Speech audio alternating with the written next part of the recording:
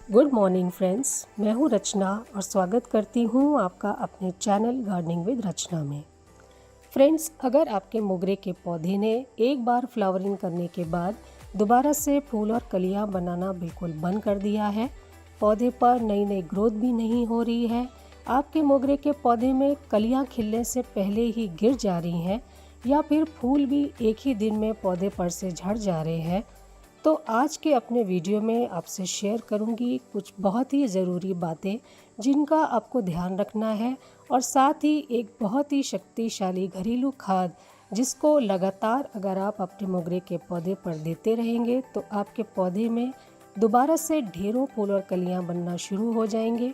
आपके पौधे की ग्रोथ भी बहुत अच्छे से होने लगेगी और पौधे पर फूल और कलियां ज़्यादा समय तक टिके भी रहेंगे। फ्रेंड्स, आप जो ये मेरे मोगरे का पौधा देख रहे हैं, इसमें एक बार फ्लावरिंग आकर ख़त्म हो चुकी है और ये दूसरी बार की फ्लावरिंग आप देख रहे हैं। देखिए कितने सारे फूल मेरे पौधे पर खिले हुए हैं और कितनी सारी कलियां अभी भी पौधे पर आई हुई हैं। अब ये मेरा दूसरा पौधा देखिए फ्रेंड्स, ये मेरा वही मोगरे का पौधा है जिसे मैंने आपको अपने पुराने वीडियो में दिखाया था, जिसमें अनगिनत फूल और कलियां इसमें आए हुए थे। आपको मैं अपनी पुरानी क्लिप भी दिखा दे रही हूँ फ्रेंड्स। आप देखिए इसमें कितने सारे फूल और कली आए हुए थे और अब करीब 1 महीने के बाद ये सेम पौधे में मुझे दोबारा से फ्लावरिंग मिलने जा रही है। आप देखिए कि पौधा कितना स्वस्थ है, कितना हरा भरा है।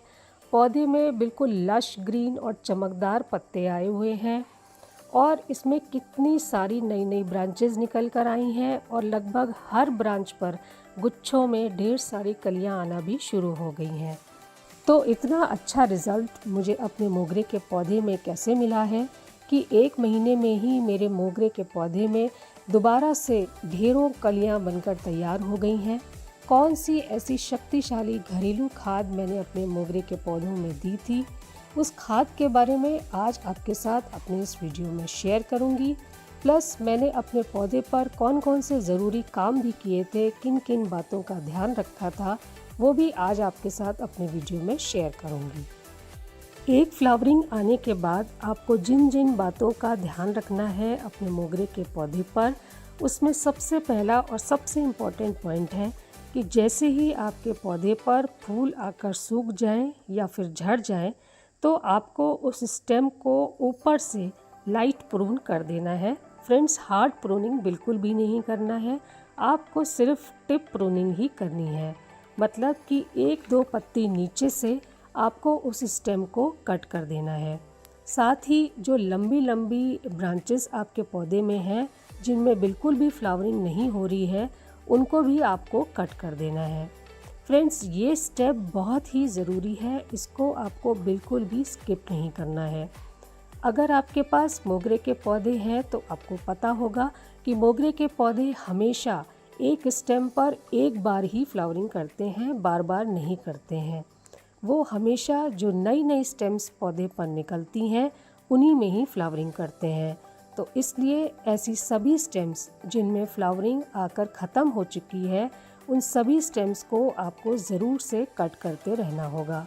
ऐसे करने से उसी स्टेम के साइड साइड से नई नई ब्रांचेस आनी शुरू हो जाएंगी और फिर बाद में उन्हीं नई ब्रांचेस में फ्लावरिंग आनी भी शुरू हो जाएगी।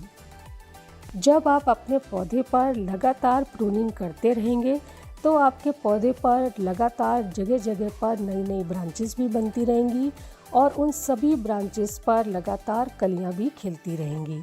होगा ये फ्रेंड्स कि आपका पौधा कभी भी फूल और कलियों से खाली नहीं रहेगा, हमेशा ही फूल और कलियां आपके पौधे पर भर भर कर खिलते रहेंगे। अब दूसरा पॉइंट जिसका आपको ध्यान रखना है वो ये है कि आपको अपने मोगरे के पौधों को अब डायरेक्ट धूप से बचाकर रखना होगा। तो इसलिए आपको अपने पौधों को हटाकर एक सेमी शेडेड एरिया में शिफ्ट करना होगा, जहां पर सुबह की 2 से 3 घंटे की धूप ही बस आपके पौधों को मिले। धूप के साथ साथ आपको अपने पौधे की मिट्टी का भी ध्यान रखना होगा। आपको अपने पौधे की मिट्टी को हमेशा मॉइस्ट बनाकर रखना होगा। पानी तो आप रोज़ ही अपने पौधों को सुबह दीजिए और शाम को भी एक बार ज़रूर चेक करिए। अगर आपको लगे कि पौधे में पानी कम है, मिट्टी सूख रही है, तो फिर थोड़ा सा पानी आप शाम को भी अपने पौधों को दे सकते हैं। बस ध्यान रखने वाली बात ये है कि मिट्टी हमेशा मॉइस्ट रहनी चाहिए। इतना ही पानी आपको अपनी मिट्टी में देना है। मिट्टी ना ही ज़्यादा गीली रहनी चाहिए और ना ही ज़्यादा सूखी रहनी चाहिए। अब नेक्स्ट पॉइंट है कि मोगरे के पौधे को एसिडिक मिट्टी की रिक्वायरमेंट होती है ज़्यादा से ज़्यादा ग्रोथ के लिए और ज़्यादा से ज़्यादा फूल और कली बनाने के लिए। तो हमें इस बात का ध्यान रखना होगा कि हमारे पौधे की मिट्टी हमेशा ही एसिडिक बनी रहे। अगर आपके पौधे की मिट्टी एसिडिक नहीं है तो फिर भले ही आप उसमें प्रूनिंग कर दें और बढ़िया से बढ़िया खाद भी अगर आप उस पौधे को दे दें, तब भी आपका पौधा ना ही ग्रोथ करेगा और ना ही उसमें कोई फ्लावरिंग होगी। तो इसलिए आप अपनी मिट्टी को हमेशा एसिडिक बनाकर रखें। मिट्टी को एसिडिक बनाकर रखने के लिए आपको आगे अपने वीडियो में एक ऐसी चीज़ बताऊंगी जिसको अगर आप हर 15 दिन में अपने पौधे में देते रहेंगे तो आपके पौधे की मिट्टी हमेशा एसिडिक बनी रहेगी। और उसके बाद जब आप खाद अपने पौधे में देंगे तो आपका मोगरे का पौधा बहुत तेज़ी से ग्रोथ भी करने लगेगा और उसमें ढेरों अनगिनत कलियां भी बनकर आने लगेंगी। अगर आपके मोगरे के पौधे पर कलियां बन तो रही हैं पर वो खिलने से पहले ही गिर जा रही हैं, फूल अगर खिल भी रहे हैं तो एक दिन में ही गिर जा रहे हैं, ज़्यादा समय तक पौधे पर टिक नहीं रहे हैं, तो आज इस बारे में भी हम डिस्कस करेंगे कि इनके क्या कारण हैं और ऐसी स्थिति में हमें अपने पौधों में क्या करना है। पहला कारण जिसकी वजह से फूल और कलियां पौधे पर से गिर रहे हैं वो है कि आप या तो अपने पौधे को ओवर वाटर कर रहे हैं या फिर आप अपने पौधे को अंडर वाटर रख रहे हैं। पौधे में ज़्यादा पानी होने से या फिर कम पानी होने से दोनों ही कंडीशंस में फूल और कलियां बहुत ही जल्दी गिरने लग जाती हैं। तो इसलिए आपको इसका ध्यान रखना है कि सिर्फ उतना ही पानी अपने पौधे में दीजिए जिससे कि आपकी मिट्टी हमेशा मॉइस्ट बनी रहे। ना ही मिट्टी ज़्यादा गीली रहनी चाहिए और ना ही ज़्यादा सूखी रहनी चाहिए। मॉइस्ट मिट्टी जब आपके पौधे में रहेगी तभी आपके पौधे में फूल और कलियां ज़्यादा समय तक टिके रहेंगे। दूसरा कारण आपके मोगरे पर से फूल और कली गिरने का हो सकता है कि आपके पौधे में कैल्शियम की कमी हो गई हो। कैल्शियम की कमी हो जाने से भी फ्रेंड्स पौधे में से फूल और कली गिरने लग जाती हैं। तो ऐसे में हमें अपने पौधे में कैल्शियम की मात्रा को लगातार बनाकर रखना होगा और इसके लिए आपको आगे अपने वीडियो में एक ऐसी चीज़ बताऊंगी जिसको आप अपनी खाद में मिलाकर पौधे में जब देंगे तो आपके मोगरे के पौधे में फूल और कली गिरने की समस्या कभी भी नहीं आएगी और काफ़ी लंबे समय तक फूल और कली आपके पौधे पर टिके भी रहेंगे।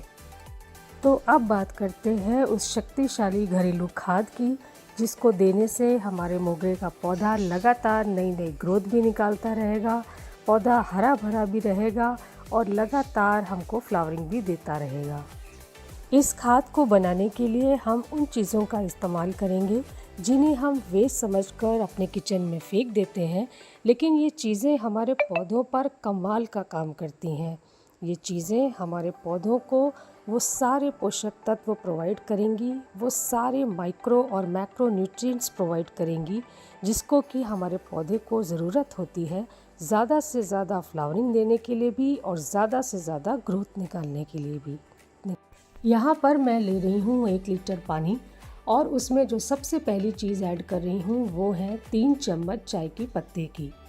वैसे तो चाय की पत्ती N, P और K मतलब नाइट्रोजन, फास्फोरस और पोटेशियम तीनों का ही नेचुरल सोर्स होती है, पर इसमें नाइट्रोजन भरपूर मात्रा में पाया जाता है जो कि आपके मोगरे के पौधे में तेज़ी से ग्रोथ लाने में और नई नई ब्रांचेस को डेवलप करने में मदद करेगी।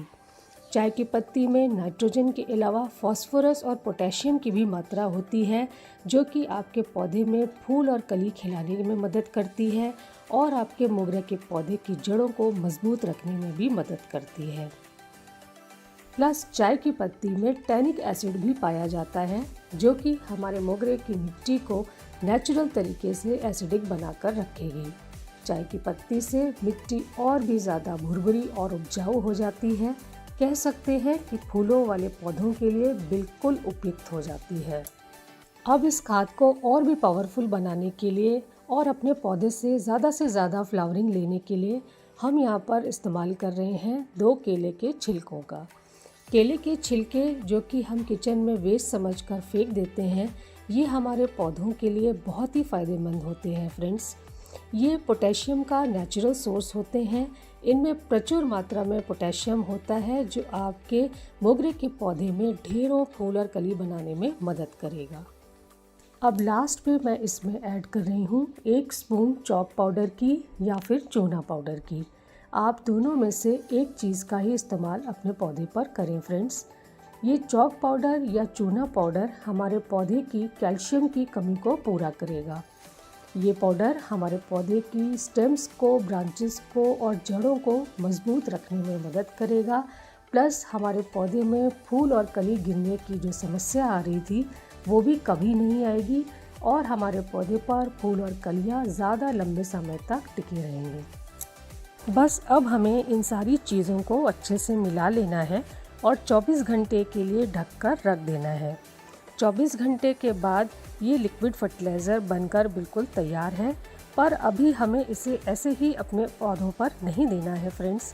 पहले हमें इसे डाइल्यूट करके एक पतला घोल बनाकर रेडी करना होगा और उसके बाद ही हमें अपने पौधों को देना है।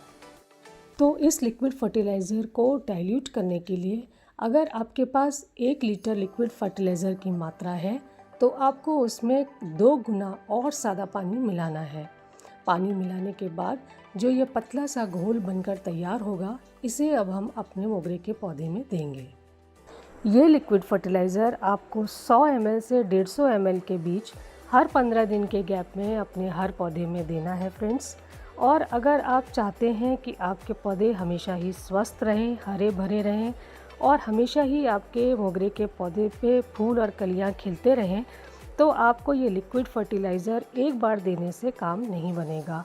आपको ये लिक्विड फर्टिलाइज़र लगातार हर 15 दिन के गैप में पूरी गर्मी अपने पौधों पर देना होगा। फ्रेंड्स, अगर आप ये लिक्विड फर्टिलाइज़र लगातार अपने पौधों पर देते रहेंगे और मेरी बताई हुई सारी बातों का ध्यान रखेंगे तो निश्चित ही कुछ ही समय में आपके मोगरे के पौधे पर कई सारी नई ब्रांचेस भी आ जाएंगी और उन सभी ब्रांचेस पर ढेर सारी कलियां भी बनना शुरू हो जाएंगी। तो उम्मीद करती हूँ फ्रेंड्स आपको मेरा आज का ये वीडियो पसंद आया होगा। अगर पसंद आया तो काइंडली मुझे लाइक करें और अगर आप मेरे इस चैनल पर नए हैं तो काइंडली मुझे सब्सक्राइब करें। Okay friends, thank you.